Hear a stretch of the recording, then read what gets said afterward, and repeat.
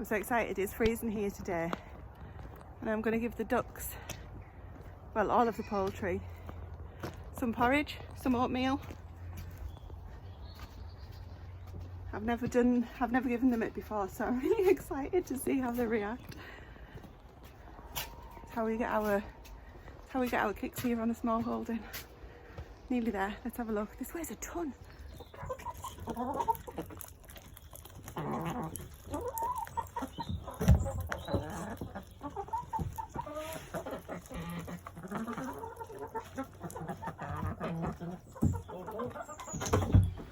on.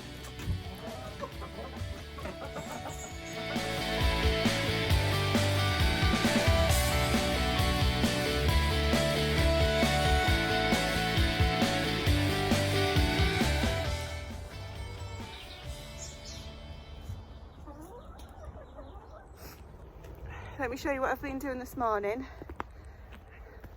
and what I'm about to do. So here is the currant area. If you remember, there's black currant, white currants, red currants. And what we've done is, actually cleaned out the ducks and moved them this morning, funnily enough. Well, last night and this morning, but we've cleaned them out, and this all around the currant bushes is the duck bedding. It's really, really deep. To stop any weeds coming through and just help give us a bit of a break on the weed front. Next to them are the raspberries, so I'm going to chop all these down now. Grace is going to give me a hand and we're going to get that done and move on to the gooseberry bushes, all being well. In the meantime, the chickens are having some porridge. This is absolutely fabulous, and we're just going to work out here because it's such a lovely day while we wait for Stephen to come home from work.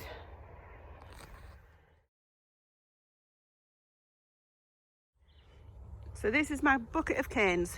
These are all the ones that I've chopped down, and I just want to show you how I do it. So I'm not claiming that this is how everyone should do it, because these raspberries here that run down the middle of these fence posts we inherited, and we have no idea what variety they are, and they come back every year, twice a year. So there may be a mix of summer and autumn, but to be honest, we don't know. So what I wanted to show you is how I take these down. So if you look on these canes, on I'd say 95% of them, there's no sign of life. The dead wood, some of them are clearly more dead than others. Some of the insides of some of them are still green, others are completely snap. This one's an example of where it's slightly greener, but still everything that's on this cane here is dead, and it's had fruit on it. So anything that's got kind of dead fruit left on it that's clearly fruited this year and looked like it was no good, I've taken down, because to be honest, the rogue's going to take over. Now I've also taken some, can you see these here, some cuttings that have got fruit, some cuttings that are clearly budding. Now I'm hoping, so these had to be taken down because they were in the way, they were taking over. So what I'm hoping is that I'm going to be able to actually root some of these. So I'm going to have a quick Google on the best way to do that. So I'll show you that when I've had a quick look. But in the meantime, this now has got a few canes left that are budding. So I'm leaving those because I'm presuming they'll come first with the fruit this year. I've cut everything else down to almost ground level, and it looks a lot tidier, and I'm going to get some old rotten horse muck now and give it a good mulch. These can go chopped up into the compost bin. This girl here has just finished a porridge. Say hello. And one thing we have noticed, because of the avian flu and the chickens being locked up, they're actually getting some really bad build-up on their claws. Despite trying to keep the bedding as fresh as possible, it's just inevitable. So Grace is going to soak that in some hot water, just hot water, to loosen it up and then pick it off, because steady girl. What you've got to be careful what you've got to be careful with is that you don't pull the claw out, essentially. So don't go using any tools or anything like that. Just soak it and hopefully it'll come off nice and clean. I will have some clean feet. Incidentally, it's even more important not to use any tools with quail, because they really do, you pull their toenails out far too easily. So just, yeah, be careful. She's still got porridge in her mouth. We thought it might be useful to show you the process that we follow to to help these chickens out when they get these kind of bits on the feet. So there's warm water in there, so it's boiled warm water, cooled down a little bit, and there's one left to get off this black chicken. So Grace has actually done those that are in the cage there. They'll go back in their home in just a second.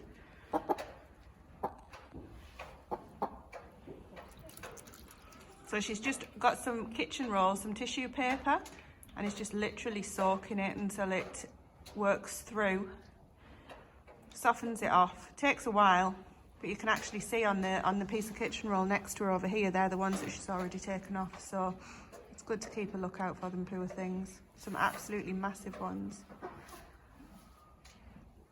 So we'll come back to you in a few minutes when this is soaked through. Last bit now. There we go. Let's have a look how clean that's looking. What's that? Feathers. Feathers? Maybe give those a clean as well. Happier? At least they'll be able to walk around much better. Right, then we need to get them back in the shed, unfortunately. Okay, so that's how we've cleaned their feet up and give everybody a good check over. Make sure that they're all happy and healthy, despite the avian flu restrictions. Steve's home now, he's just got home from work, so we're going to do some work in the barn.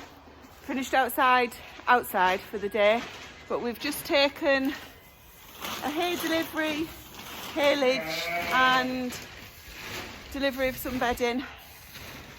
So we need to get all this sorted, get organised in the barn, so we'll show you what we're doing.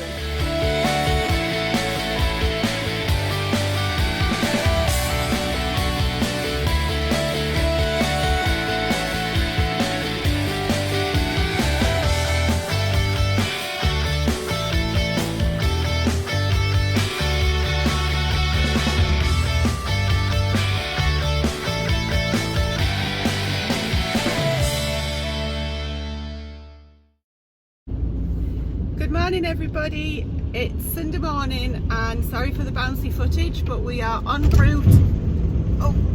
We are just off to collect a new chicken house. So somebody we know has moved into a farm not far away at all, and they have a Wendy house in a field that's of no use to them whatsoever, and it's going to be skipped today. So instead of that happening, we're going to collect it. Thankfully it's no contact collection and we don't need to see anybody on the route. So Stephen and I are just off to do that now, so we'll let you know how it goes.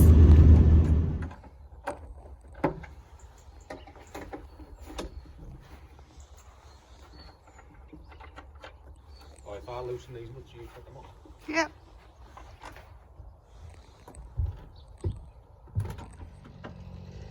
We're just back from collecting the Wendy house. We've just had a phone call to say that some free firewood just on the boundary of our property. One of the trees come down, the farmers tried burning it, hasn't worked, and then thought of us that we would like the firewood, which of course we would. So we're out here with the chainsaw, which you can probably hear in the background. Luckily we can actually get the car in, so although we're smallholders, we don't have a Land Rover or a big 4x4 or anything like that. We've got a trusty old Ford Mondeo that does a job. It's got a bigger boot than many of the 4x4s we've seen. So we're busy just getting this down and filling this boot with as much firewood as we can. So Stephen's doing a grand job and I'm going to get shouted at if I don't get back to work soon. We're back now and it doesn't look like much, but it's better than nothing. So we've got a couple of carloads worth of felled trees. Brought as much as we could back. So we're just now going to start filling up the log store.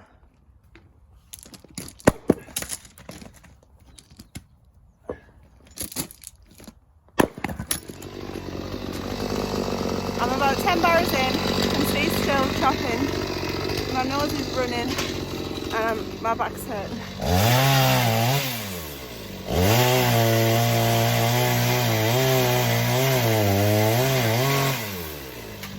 But we're nearly done. Pop the camera! But we're nearly done. So it's worth it! Last barrow. I've done all the rest, by the way. What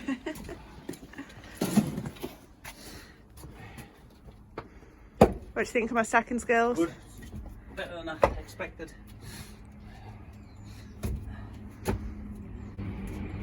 Nearly there. Nearly the end of January.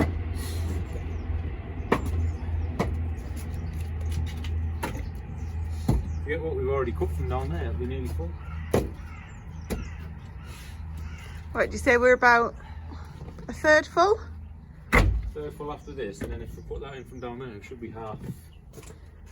Halfway. Should be And when will this be usable, given it's what, January 21 now? What's the plan? probably winter 2022. We just have to go cold this year. I was going to say, what are we going to do in this winter? Cross that bridge when we come to it. That's not what you're supposed to do, smallholding wide. No, well, we didn't plan very well, did we?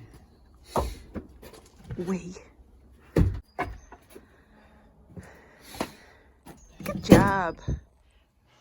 Well, that's it. The weekend's almost over. We're back inside by a nice warm fire because it's so cold out there. Got my little companions.